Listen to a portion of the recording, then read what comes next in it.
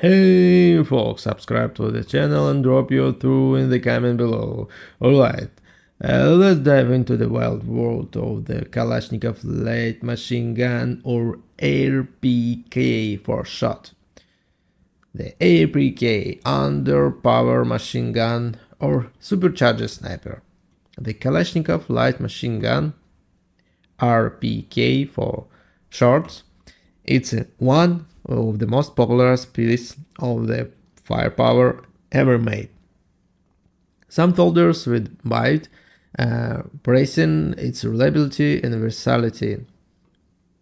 Others, they rather live in the armory, calling and the clunky automatic rifle that doesn't quite cut it as a true machine gun. So what the deal? Is the RPK a misunderstood hero or just hyped up a K with a delicious of grandeur? To get why the RPK came to be, we need to rewind to 1915. The Cold War was heating up, and the USA and Soviet Union were locked in a high-stakes game of one-upmanship. From nukes to tank to rifle, both sides were racing to build the best gear for their armies. The Soviets had a hit on their hand with the AK simple, those that dirt cheap to make, but they needed a light machine gun to give their infantry some extra punch. Back then, the Soviet army relied on the Degtярев light machine gun, or RPD, which hit the stand in 1944. Problem was the RPD was a headache. It weighed back-breaking 19 kilograms, about 20 pounds. When fully locked, jam up, if you look at the funny, and its build-fit system was a mess. Soldiers weren't thrilled, and the brass wanted something better. Enter Mikhail Kalashnikov, the guy who made the AK a household name. The Soviet tasked him with building a light machine gun that could keep up with the AK reliability but deliver more firepower. By 1961, the RPK was born, not revolutionary new design, but as a beef-up version of the AKM, the modernized AK. The RPK was built on the IKM blueprint, which was a huge win for logistics. Some parts, some training, some assembly lines. Here what set the RPK apart from AKM cousin. Longer barrel, about 23 inches compared to the AKM 60 inches for better accuracy and range. Trigger barrel, built to handle sustained burst without overheating. B-pot, foldable legs for stability when fired from a prone position. Bigger magazines, standard ones held 40 rounds, with a drum magazine packing 75. Regular AK mags with a 30 round worker 2. Redesigned stock, borrowed from the RPD with a narrowed grip for better handling. Weight in the just over 12 pounds with a 40 round mag. The RPK was a featherweight compared to the RPD's 20 pounds. Its bullets zipped out at about 2,450 feet per second, a bit faster than the AKM 2,350, given its sling edge and stopping power. The RPK seems like a slam dunk, lighter, simpler, and just as reliable as the AK. But was it really the machine gun the Soviet needed? Right off the bat, the RPK had its identity crisis. Sure, it was called light machine gun, but that label was more marketing than reality.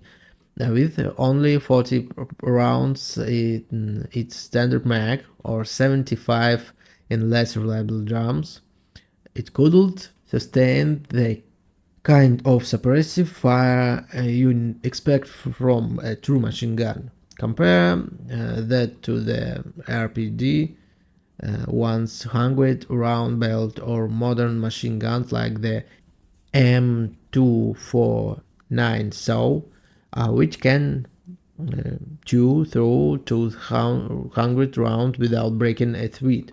The RPK used the same 7.62 by 39mm rounds as the AK, later switching to the smaller 5.45 by 39 for the RPK 74. These intermediate rounds were great for rifle, but lacked their punch and wrench of full-powered rifles. Rounds like the 7.62 by 34 are used in heavy Soviet machine guns.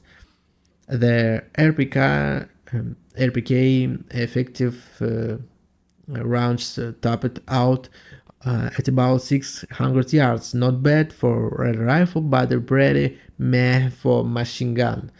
Still in 1916, the RPK was a goddess. It replaced the clunky RPG, which soldiers were sick landing around. The RPK's lightweight, reliability, and shared past with the AK made it a hit, but then came the PK machine guns, later the PKM, a beast that used a beefer 7.62 by 54 around and the belt fit. Suddenly the RPK looked like a lightweight and heavyweight fight.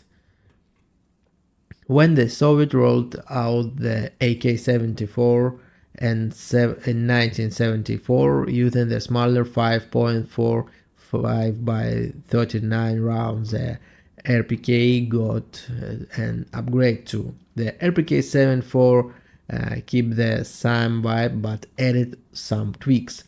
Bigger mags, 45 rounds instead of 40. Faster bullets, about 3,150 feet per second compared to the AK-74 2,980. Lightweight, just over 12 pounds with a full mag. Folding stock option, handing for paratroopers and tight space. Optic ready. Some models could mount scoper for better accuracy. By the 1990s, the RPK-74M hit the stand with a plastic folding stock, polymer hand guard, and the side rail for optics. But even with these upgrades, it was still more of a beef rifle than a true machine gun. Fast forward to the 21st century and the RPK is still kicking around and conflict across the former Soviet bloc. Think Chechnya, Georgia, and the ongoing fighting in Ukraine. Here where the divide show up. Some soldiers like the RPK for its reliability and easy to use. Others see it's a compromise, too heavy for a rifle, too weak for the machine gun. In urban combat, where fights happen at 200 to 300 yards, the RPK shines. It's a long barrel and the B-pot make an accurate and automatic model lets you pin down enemies with short bursts. But in open field, where you need range and raw power, it gets outclassed by heavy hitter like the PKM or Western machine gun like the M240. Here where things get spicy. In recent years, Some fighters have started using the RPK 74 not as a machine gun, but as this designated marksman rifle (DMR), a weapon for precise shots at medium range. With the right mod, the RPK transforms into a sniper rifle with a full auto mode. Here what they doing.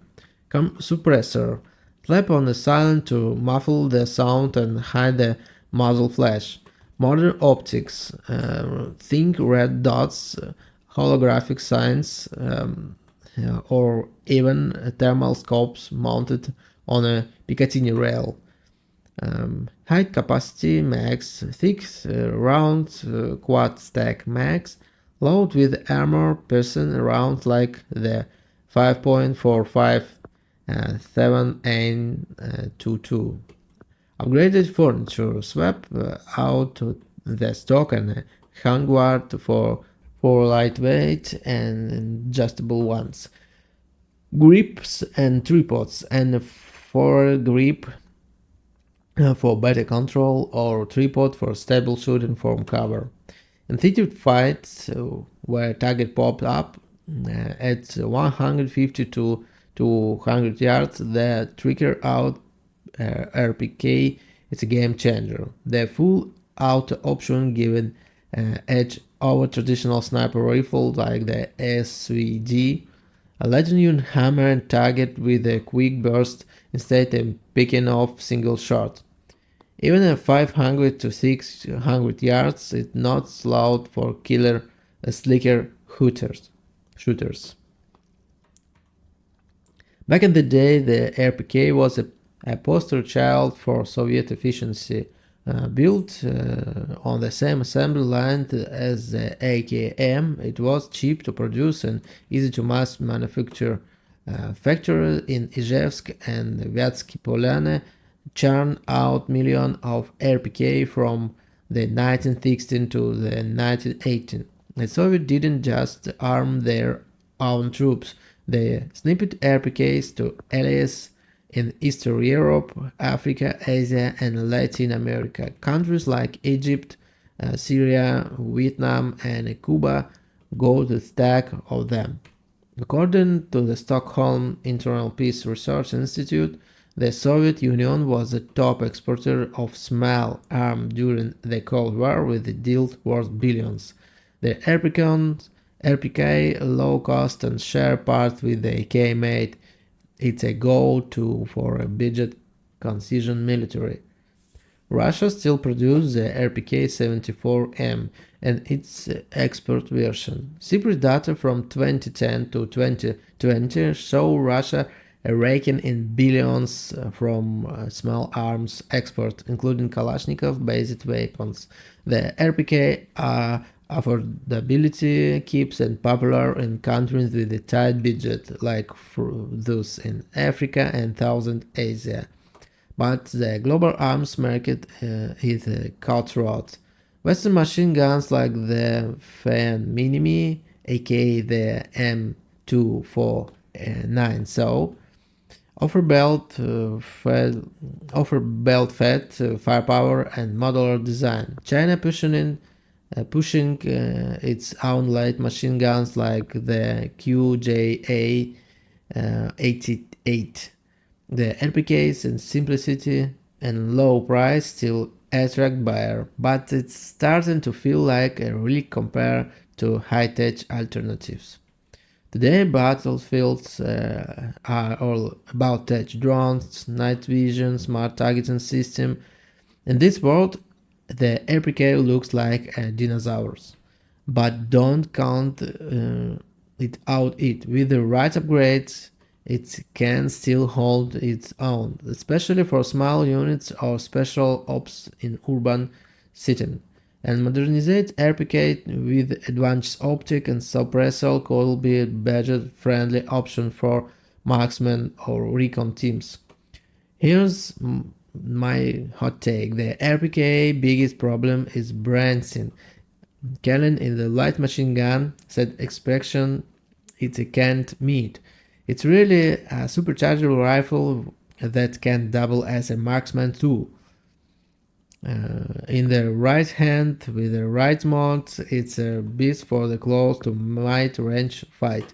And if Kalashnikov group invested in new mags, better rounds, or modular upgrades, the RPK Colonel rifle could carve out a niche as the DMR alternative.